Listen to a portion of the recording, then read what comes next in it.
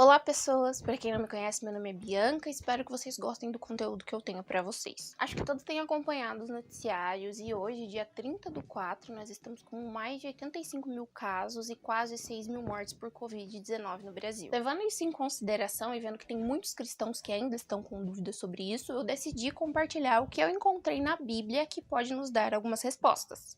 Antes de mais nada, queria dizer que eu não tenho nenhuma formação teológica, mas antes de publicar isso aqui, eu consultei alguém que tem mais conhecimento que eu, para eu não falar nenhuma bobagem, mais do que eu já vou falar. Não foi engraçado. Primeiramente, a situação atual precisa ser tratada pelo governo, porque nós, como cidadãos, podemos fazer a nossa parte, mas existem recursos que não cabem a nós. O nosso governo está criando leis, medidas provisórias, liberando recursos, enfim, criando medidas, algumas das quais a gente pode não concordar.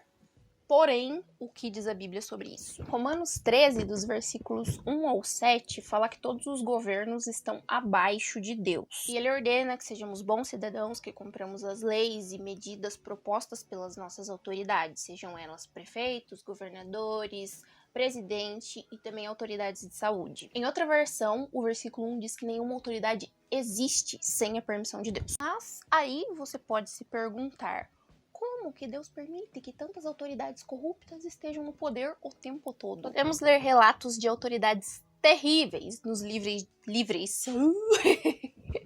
nos livros de 1ª e 2ª Reis, que fazem os nossos governantes parecerem carros, lanchas, motos e jet skis.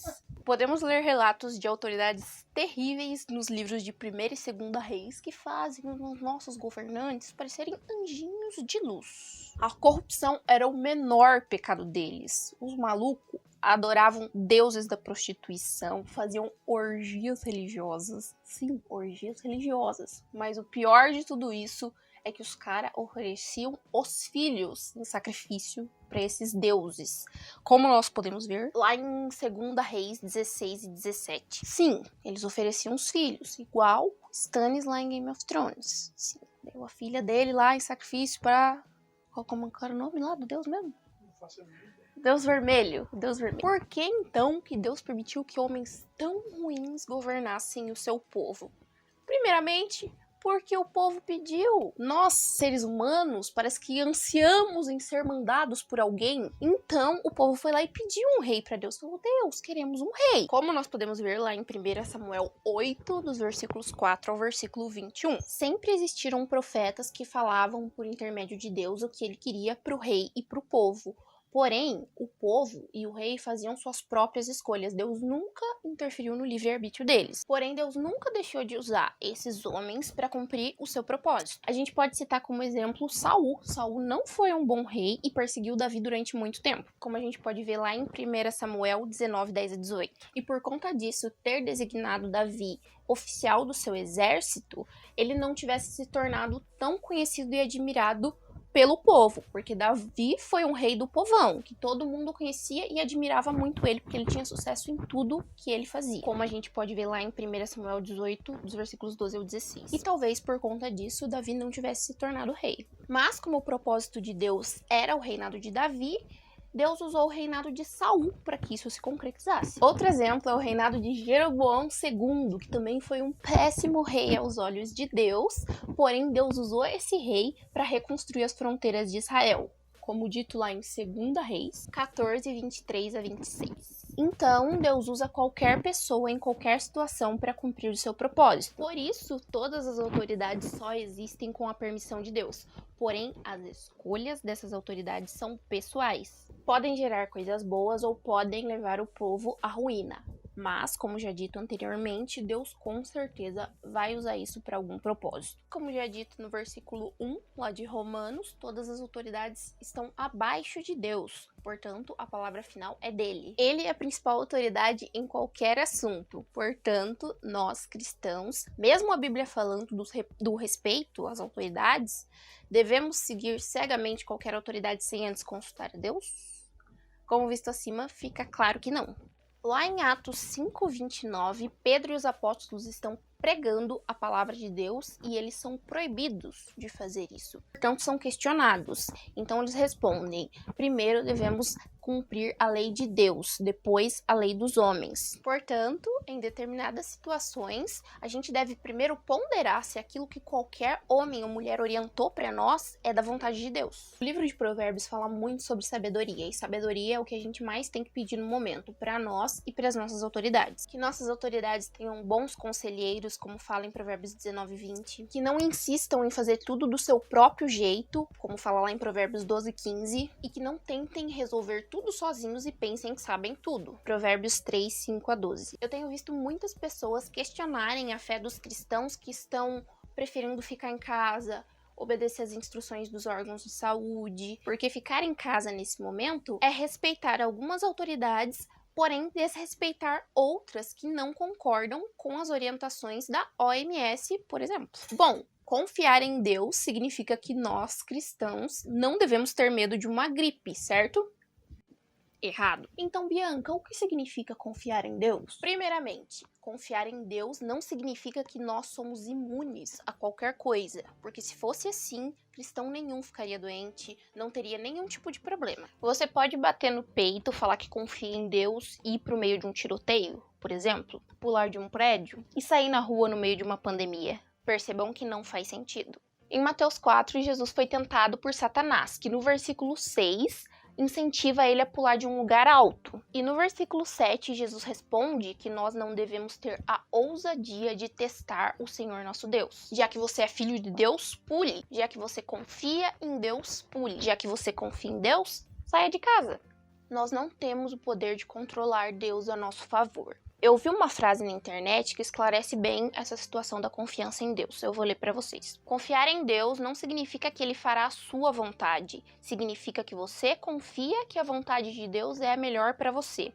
Confiar em Deus é fazer a sua parte e ficar em paz em relação às consequências. Felipe Fara. Acho que ficou claro que confiar em Deus não significa que nós não tenhamos que fazer a nossa parte e tomar cuidados. Deus sempre usou e usa pessoas para nos alertar de situações que podem nos fazer mal. Ele nos alerta através de diversos meios e não vai usar só pessoas boas para isso. Os reis que a gente viu nas passagens anteriores não eram bons reis, não eram boas pessoas, mas foram usados para cumprir o propósito de Deus. Então não pense que Deus vai usar só os cristãos para nos alertar, ele vai usar tudo quanto é tipo de gente. Ele vai usar aquele político ladrão que todo mundo condena. Ele vai usar aquele médico ateu que só acredita na ciência. E ele vai usar a mídia manipuladora e sensacionalista. Nós cristãos não temos o hábito de dizer que Deus usa os médicos. Esse médico precisa necessariamente ser cristão?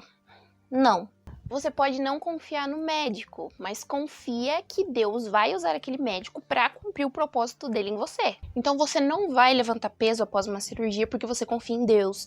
Você não vai deixar de tomar remédio porque você confia em Deus. Se eu orei pedindo a Deus que Deus usasse aquele médico a meu favor e confio que ele usou, eu confio que as orientações que aquele médico passou são boas para mim. Algo importante a se falar é que nós também não devemos depositar em Deus as consequências das nossas próprias escolhas. Por exemplo, digamos que alguém cristão que não é casado acabe transando com alguém e depois se arrependa. O arrependimento é genuíno, a pessoa realmente se sente culpada.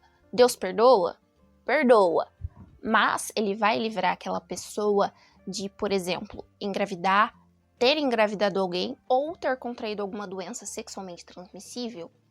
Não, porque o fato de Deus nos perdoar não significa que a gente não vai ter que lidar com as consequências do nosso pecado. Segundo Samuel 11:12, conta a história sobre o adultério de Davi. Davi se arrependeu desse pecado e Deus o perdoou. Porém, a consequência desse pecado foi, infelizmente, a morte do seu filho. Em Números 20, dos versículos 7 ao 12, o povo estava reclamando com Moisés que eles não tinham água para tomar. E Deus falou para Moisés, Moisés, vai lá naquela pedra, bate nela uma vez que vai jorrar a água daquela pedra. Mas Moisés, num momento de loucura, de raiva, de sei lá, que Moisés tinha, foi lá e bateu 2 vezes na pedra. Deus perdoou ele por esse pecado? Sim, Deus perdoou. Mas ele teve que arcar com as consequências desse pecado. Por conta desse pecado, ele não pôde entrar na Terra Prometida, ele não pôde entrar em Canaã, ele só viu de cima. Deus falou, olha lá, você não vai entrar. A mesma coisa se aplica para nós, com atitudes que a gente sabe que podem ter consequências ruins e mesmo assim continua fazendo. A gente sabe, através de provas de pessoas que passaram a vida inteira estudando, que se ingerirmos sal demais, gordura demais, isso pode nos trazer problemas de saúde. Se vamos ingerir gordura todo dia, sal demais todo dia, não tomar água o suficiente, a nossa confiança em Deus não vai impedir que a gente tenha colesterol alto, pedra nos rins, que a gente tenha N problemas. Tem muita gente que fica doente e fica questionando Deus, culpando Deus ou até mesmo associando algum espírito maligno à doença, quando na verdade às vezes a culpa é nossa. Eu fico imaginando Deus vendo a gente comer bobagem todo dia e depois ela, Deus, me cura, por favorzinho, eu nunca te pedi nada. Imagina Deus falando lá, eu usei uns 35 médicos pra falar pra essa minha criatura que não era pra ela comer doce demais e mesmo assim ela comeu, agora está aqui chorando aos meus pés. É óbvio que existem doenças hereditárias, doenças que as pessoas nascem com essas doenças, mas existem situações que a gente pode evitar, sabe que pode evitar e mesmo assim continua praticando coisas indevidas. 1 Coríntios 6,19 diz que nosso corpo é templo do Espírito Santo. Mas por que fala isso? Porque a responsabilidade por esse templo maravilhoso que Deus criou é toda nossa. Deus não vai descer do céu e esconder todos os doces da nossa casa, obrigar a gente a dar 35 voltas na quadra de manhã. Deus não vai comprar uma air fryer pra gente não comer mais gordura. A responsabilidade sobre o nosso corpo é toda nossa.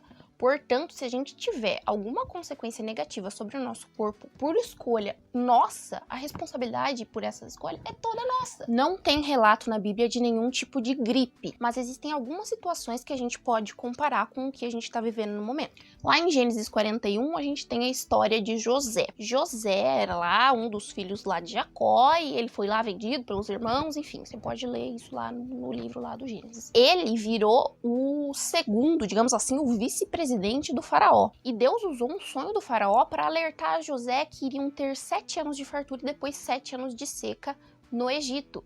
Por isso, José pôde se preparar nesses 7 anos de fartura para esses 7 anos de seca. Ele armazenou comida para ter fartura nesses 7 anos de seca. Lá em Êxodo 12, nos versículos 1 a 29, Moisés foi avisado por Deus que Deus passaria pelo Egito matando os primogênitos. Então, nesse momento, Moisés privou o direito de ir e vir do povo, ninguém saía de casa até de manhã e eles deveriam passar sangue de cordeiro nas portas para que não fossem mortos. Então, essa atitude de Moisés salvou a vida do povo. Lá em 1 Samuel, Davi se viu em uma situação de perigo e fugiu para salvar sua vida, para não ser morto por Saul, no capítulo 21, dos versículos 12 a 15. Depois de ter picado a mula para fugir de Saul, Davi foi reconhecido por autoridades de outra cidade e ficou com medo das autoridades pegarem ele e entregarem para Saul, sei lá, fazerem o quê. E o que Davi fez naquela ocasião?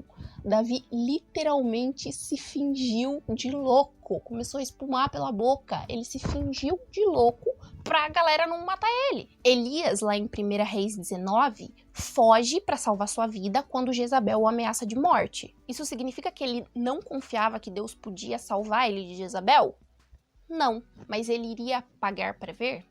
Fica claro que a gente não deve desafiar Deus.